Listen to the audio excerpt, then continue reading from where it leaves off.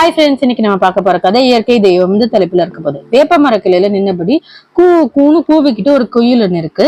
அந்த குயிலோட சத்தம் கேட்டு கிளி ஒண்ணு பறந்து வந்து அந்த வேப்ப மரத்துல உட்காந்துக்கிட்டு அது கீன்னு அப்படி சத்தத்துக்கு எழுப்ப ஆரம்பிக்குது.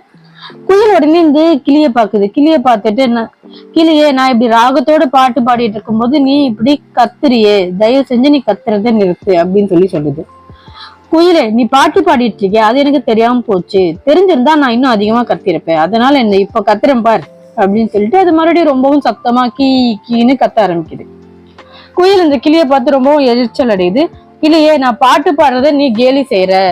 நான் எதுக்காக இப்படி பாட்டு பாடுறேன்னு தெரிஞ்சா நீ என்னோட சேர்ந்து ராகத்தோட பாடுவ அப்படின்னு சொல்லிட்டு இந்த குயில் சொல்லுது. அதை கேட்டு கிளிக்கு ரொம்பவும் வியப்பாயிருது.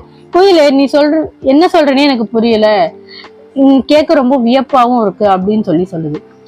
கிளியே, நம்ம உயிர் வாழ்றதுக்கு தாவரங்கள் ரொம்பவும் அவசியம், அதை நீயும் உணர்ந்ததானே அப்படிங்கிற மாதிரி குயில் சொல்லுது. ஆமா குயிலே, நம்ம பறவை இனங்கள் மட்டும் இல்லாம மற்ற எல்லா உயிரினங்களும் வாழ்றதுக்கு தாவரங்களை சார்ந்துதான் இருக்கணும், அதை நான் நல்லாவே உணர்ந்தவன் தான் அப்படின்னு சொல்லி கிளியும் சொல்லுது. கிளியே, நம்ம வாழ்ற வாழ்க்கைக்கு தாவரங்கள் உதவி செய்யறதுனால தாவரங்களை மகிழ்விக்கிறதுக்காக நம்ம ஏதாவது திருப்பி செய்யணும்ல, அதனாலதான் இப்படின்னு நான் மரத்துல உட்காந்துக்கிட்டு அதுங்களை மகிழ்விக்கிறதுக்காக நல்லா பாட்டு பாடிக்கிட்டு இருக்கேன். இந்த மரத்துல உள்ள இலைகள் எல்லாம் பச்சை பசேல்னு இருக்கு. இந்த கிளைகள் எல்லாத்தையும் பாரு, நல்லா வளர்ந்து வளர்ச்சி பண்ணி நல்லபடியா இருக்கு. இதன் மூலமா இந்த மரம் என்னோட பாடலை கேட்டு ரசிச்சிட்டு இருக்கு அப்படிங்கிறத நான் நம்புறேன் அப்படின்னு சொல்லி குயில் சொல்லுது. குயில, உன்னோட பாடலுக்கு இவ்வளவு சக்தி இருக்குன்னு நான் உணராம உன்னை ரொம்பவும் ஆமதிச்சுட்டேன். தயவு செஞ்சு நீ என்ன மன்னிச்சிரு. இப்ப நான் வசிக்கின்ற அந்த மாமரத்துக்கு போறேன். இந்த மாதிரி நானும் ராகத்தோட அந்த மரத்துல இருந்து பாட்டு பாடுறேன், அதுவும் சந்தோஷம் அடையட்டும்.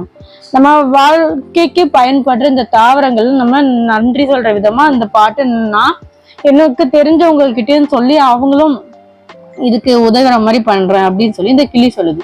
கிளியை இதை கேட்கும் போது எனக்கு ரொம்பவும் ஆனந்தமா இருக்கு.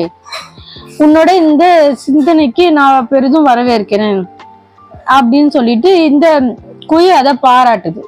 அதுக்கப்புறம் ரெண்டு பேரும் சேர்ந்து தாவரங்களோட வளர்ச்சிக்கு பாடுபடலாம்னு சொல்லி பேசிக்கிறாங்க. இதோட கருத்து என்னன்னா, இயற்கை தெய்வங்களை நாம வழிபடணும் அப்படிங்கிறது, வழிபட்டு வாழ வைக்கணும் அப்படிங்கிறது. இதோட இந்த கதை முடிஞ்சது. நன்றி.